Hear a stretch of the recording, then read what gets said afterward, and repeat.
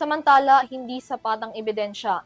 Yan ang naging batayan ng Pasay City Regional Trial Court kaya hindi nito pinanigan ang isinumiteng habeas corpus appeal ng kontratistang si Curly Discaya para mapalaya mula sa detensyon sa Senado.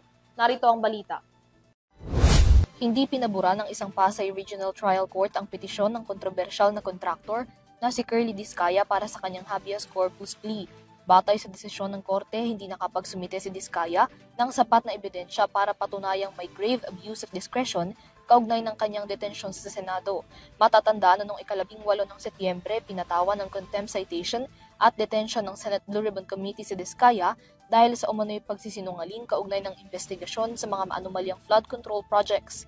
Kasunod ng pagbabasura ng Pasay RTC sa hiling niyang habeas corpus, mananatiling nakadetine si Discaya sa kustodiya ng Senado na nanindigang nasa ilalim ng constitutional authority ng kapulungan ang contempt order laban kay Discaya.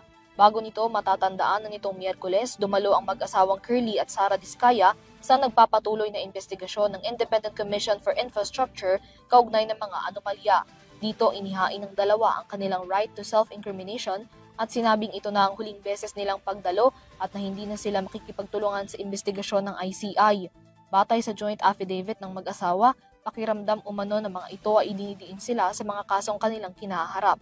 Ngunit ayon kay ICI Executive Director Attorney Brian Hosaka, binawi ng mag-asawa ang kanilang partisipasyon sa investigasyon matapos madinig ang isang pahayag na hindi na raw maaaring maging state witness ang dalawa.